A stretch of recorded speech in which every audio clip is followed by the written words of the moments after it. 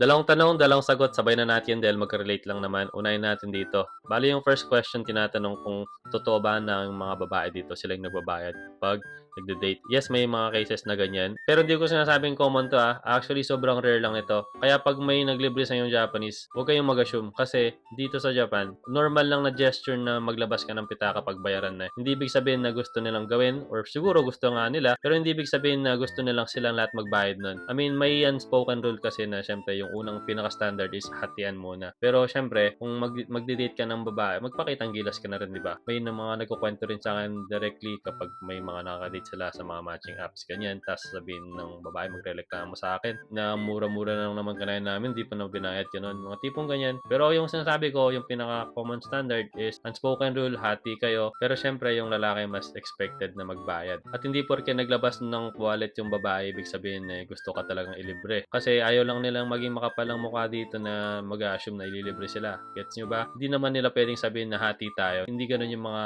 tao dito. Hindi nila masabi ng direct. So itong next question naman, tinatanong kung magastos ba yung mga Haponesa sa mga dates at kung magkano bang kailangan mong dalhin. Ito, opinion ko lang to. Para sa akin yung gastos sa mga date kanyan. Ang nagsaset ng standard niyan yung nagyaya. Kung ikaw yung lalaki nagyaya ka sa babae, dinala mo siya sa napakagarang restaurant. Ikaw yung nag-set ng standard na ganito yung laging pupuntahan niya. Gets mo ba? So, pwede siguro mag-start ka muna sa mga murahin na lugar. Pero hindi naman yung tipong pang family restaurant. Yung naman maayos-ayos naman konti. Kasi magde-date ka, papakita ang gilas eh. So, ayun, ikaw yung magsaset ng standard niyan. Kaya kung kano man yung dadalhin mo, at least alam mo naman yung budget ng kailangan sa pupuntahan nyo, di ba? Doon naman sa kung magastos ba sila, again, depende lang rin yan sa nakasanayan nyo. Kung palagi kayong kumakain sa labas, palagi kayong nagsha-shopping, eh malamang magastos talaga yan. At syempre, depende lang rin sa lifestyle ng babae, no? Kung nasanay siya na palaging sa mamahanin lang kumakain or nagsha-shopping. Pero normally, yung mga yan, di ka naman pipiliin kung di ka, kung medyo kuripot tayo eh. Alam mo yan, pipili lang tayo ng tama na nagmamatch sa atin. So, bottom line, depende yan sa'yo kasi plano mo yan. At kung naman nagplano yung babae, syempre kailangan mag-ready ka na ng extra. At kung maaari, kailangan dalhin mo na lagi yung credit card mo, baka mag-short